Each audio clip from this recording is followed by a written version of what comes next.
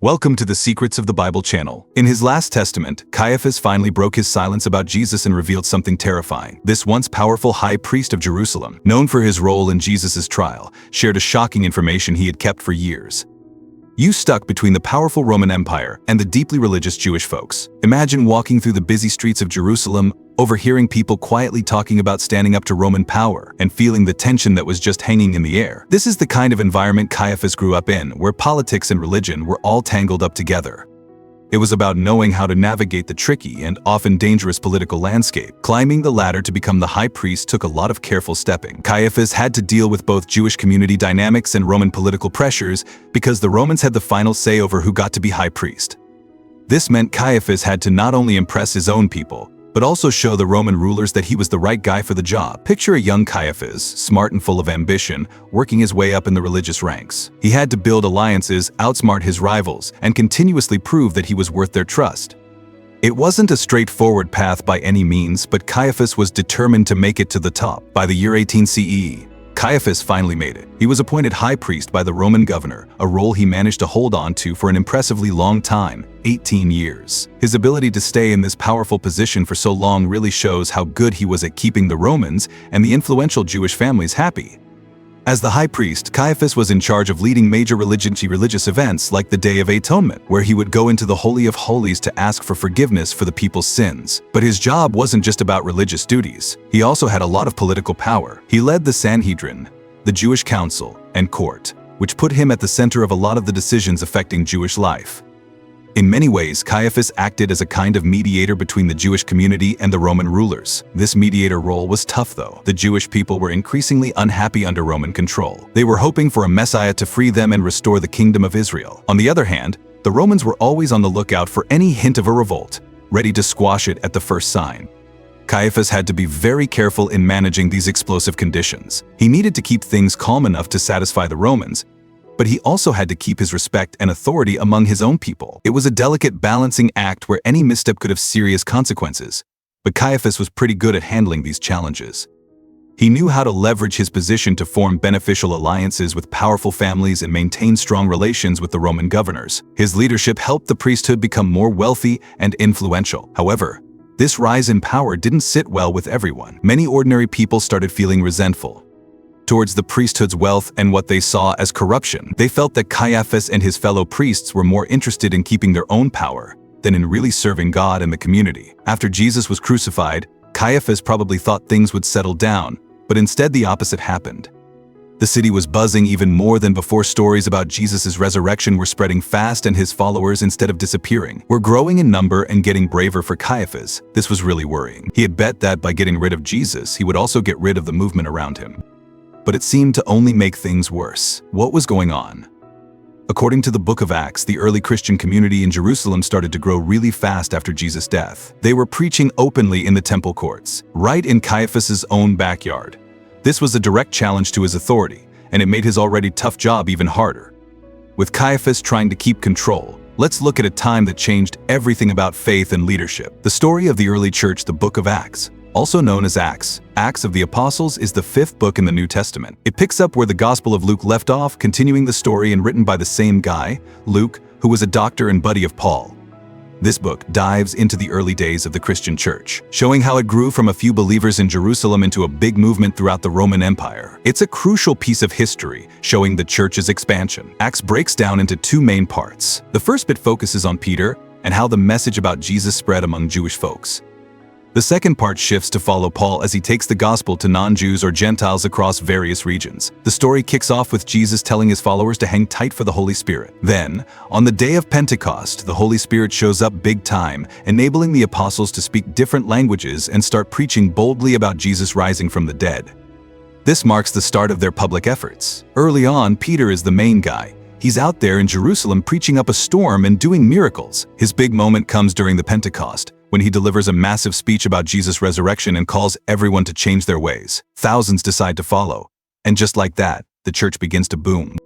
Another key moment is Peter's vision in Joppa, which involves a sheet full of animals and a voice that tells him not to worry about traditional dietary rules, signaling that non-Jews are welcome too. This leads to the conversion of Cornelius, a Roman officer, showing the church was broadening its reach. Then the focus shifts to Paul, originally known as Saul, who was once pretty hardcore about shutting down Christians. His dramatic turnaround happens when a blinding light and Jesus' voice hit him on the road to Damascus. After this, he becomes a major promoter of the faith he once attacked. Paul's travels take him through places like Asia Minor and Greece, and eventually to Rome. He's all about setting up churches and spreading the good news. Paul's path isn't easy. He talks in synagogues and public spots, gets into debates, and keeps performing miracles. But he also faces lots of pushback, gets thrown in jail, and even survives a shipwreck. Through all this, he stays focused on his mission. His speeches, especially when he's defending his actions to authorities, highlight core Christian beliefs and stress that salvation is available to everyone, no matter their background.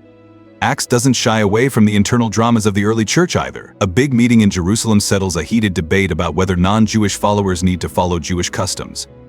They decide it's not necessary, which helps the church grow among Gentiles. This decision underscores the church's inclusive vibe and the push for unity among its diverse members. The book wraps up with Paul under house arrest in Rome, still preaching. The story ends without telling us what happens to Paul, leaving us with a sense of the church's ongoing mission. It's like saying, to be continued. Throughout Acts, the Holy Spirit is a major player, guiding and empowering the apostles. It's clear that the spread of the church is seen not just as a human effort, but as something driven by a higher power. Acts has a bunch of goals. It records how the early church grew, offers insights into what the church is all about, and encourages followers to stay strong despite challenges. We see through Peter and Paul's actions how powerful and life-changing the gospel can be and the different ways it reaches people. The theme of being witnesses for Jesus runs throughout Acts. Jesus tells his disciples they need to share his story everywhere from Jerusalem to the ends of the earth. This mission involves both speaking out and sometimes suffering for their beliefs. The dedication of these early followers, powered by the Holy Spirit, sets the stage for future believers. As the early Christians grew bolder, Caiaphas faced new challenges that tested his power and influence. Caiaphas faces the Christian movement. But Caiaphas wasn't the type to just sit back and do nothing. In the book of Acts, it tells us how he and other religious leaders tried really hard to stop the early Christian movement. They arrested apostles, threatened them, and even had them beaten up. But no matter what they did, the movement kept growing and growing. Imagine how frustrating this must have been for Caiaphas. He was used to being in control and having everyone follow his orders. Now he was dealing with a group of ordinary people who refused to be silenced, no matter what he did. It must have felt like trying to put out a fire with a bucket of water. It just wasn't working. But it wasn't just the growth of the Christian movement that was giving Caiaphas headaches. His actions during Jesus' trial and crucifixion likely hurt his reputation among many Jewish people. Think about it. Passover was supposed to be a time of joy and togetherness for the Jewish people. Instead, Caiaphas turned it into a time of violence and division. Many people, even if they weren't followers of Jesus, might felt uncomfortable with how things were handled. Also, Caiaphas's close work with the Romans to execute Jesus might have been seen as a betrayal by some Jews at a time when many Jews were hoping for freedom from Roman rule. Caiaphas had joined forces with the occupiers to eliminate a popular Jewish teacher. This would have made him look bad in the eyes of many people. All of this put Caiaphas in a tough spot. He needed the support of the Jewish people to keep his power, but his actions had likely pushed many of them away. At the same time, he needed to keep the Romans happy to stay in his position. It was a delicate balancing act, and it was getting harder to maintain. Despite all these problems, Caiaphas managed to stay as high priest for several more years, but his power was fading. The movement he had tried so hard to crush was getting stronger every day, and his own authority was slowly crumbling. In the year 36 CE, about 3 years after Jesus' crucifixion, Caiaphas was finally removed from his position as high priest. The exact reasons for his removal aren't clear, but it's likely that a mix of factors are, including his handling of the Jesus situation and changing political tides led to his downfall. For Caiaphas, this must have been a bitter blow. He had spent his life climbing to the top of the religious and political ladder only to see it all slip away as he stepped down from his role as a minister. He must have wondered, had he made the right decisions? Could things have turned out differently if he had handled the situation with Jesus another way? Centuries after Caiaphas' time as high priest, his name became forever linked with the trial and crucifixion of Jesus. One of the most exciting archaeological finds related to Caiaphas is this. In a burial cave in the Peace Forest area of Jerusalem, archaeologists found an ossuary, a limestone bone box, with a remarkable inscription. Likely family members. The discovery of the Caiaphas ossuary sparked intense interest among archaeologists and biblical scholars. It was subjected to rigorous testing and analysis to confirm its authenticity. The Israel Antiquities Authority declared it genuine, though, as with many archaeological finds, some scholars have raised questions about its origin. But what does this discovery tell us about Caiaphas? For one, it confirms that he was a real historical figure, not just a character in religious texts. The elaborate nature of the ossuary also speaks to Caiaphas' high status in Jerusalem society. The bone box was ornately decorated with intricate floral designs carved into its surface, indicating that it belonged to a wealthy and influential family.